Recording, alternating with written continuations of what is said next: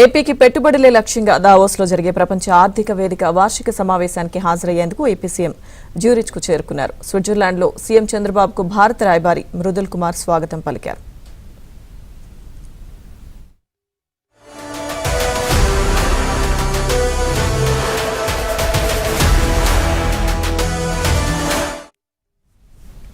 Davos పర్యటనపై CM Chandrababu ఎక్స్లో post చేశారు.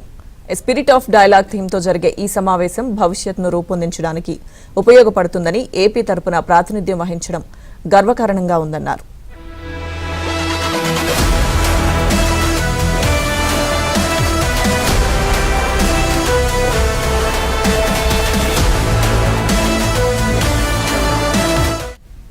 ఏపీ సీఎం చంద్రబాబు దావోస్ పర్యటనకు సంబంధించిన పూర్తి అప్డేట్స్ మా ప్రతినిధి సత్య అందిస్తారు.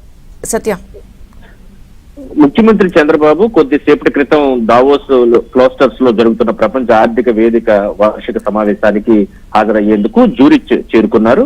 జ్యూరిచ్ లో సంభాషణ స్ఫూర్తి అనేది జరిగే సమావేశంలో భవిష్యత్తును రూపొందించడానికి ఎటువంటి చర్యలు తీసుకోవాలని దానిపై ఆయన ప్రసంగిస్తున్నట్లుగా ఒక ట్వీట్ లో తాను జ్యూరిచ్ చేరుకున్నానని ఆ ట్వీట్ లో ఆ అంశాన్ని పేర్కొనడం జరిగింది. వ్యాపార, ప్రభుత్వ, అంతర్జాతీయ సంస్థలు, పౌర సమాజం, విద్యా సంస్థల నుంచి నాయకులు ఒక చోట చేర్చే ఫోరం ఇది అంతర్జాతీయ వేదికగా ఉంటుందని కూడా ముఖ్యమంత్రి పేర్కొనడం జరిగింది. అక్కడ తను జ్యూరిచ్ ఎయిర్పోర్ట్ లో దిగ్గానే స్విట్జర్లాండ్ భారత రాయబారి మృదుల్ కుమార్ ఆయనకు ఘన స్వాగతం పలికారు. దీనికి పట్ల ఆయన కృతజ్ఞతలు కూడా ప్రత్యేకంగా తెలియజేశారు.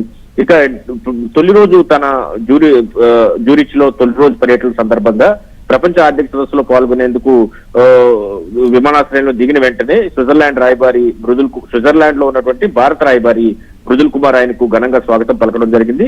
విమానాశ్రయంలోనే సీఎం చంద్రబాబును మర్యాదపూర్వకంగా సింగపూర్ అధ్యక్షుడు ధర్మన్ షణ్ముగరత్నం, అదేవిధంగా అస్సాం ముఖ్యమంత్రి హేమంత్ విశ్వకర్మ కూడా కలవడం జరిగింది. వివిధ దేశాల 20 దేశాల నుంచి, యూరప్ దేశాల నుంచి వచ్చినటువంటి భారతీయ పౌరులు కూడా ఆయనకు ఘన స్వాగతం పలికారు. ఈ రోజు నుంచి 23వ తేదీ వరకు కూడా పూర్తి స్థాయిలో వరల్డ్ ఎకనామిక్ ఫోరం సదస్సులో ఆయన ఆంధ్రప్రదేశ్ తరఫున మాట్లాడుతున్నారు. ఇక్కడ పెట్టుబడులు తెచ్చేందుకు ప్రయత్నాలు అయితే చేయనున్నారు. ఆయనతో పాటు మంత్రి లోకేష్, ఇతర మంత్రులు కూడా జ్యూరిచ్ స్విట్జర్లాండ్ లో ఉన్నటువంటి దావోస్ పర్యటనకు అయితే వెళ్లడం జరిగింది. రైట్, థాంక్యూ సత్య.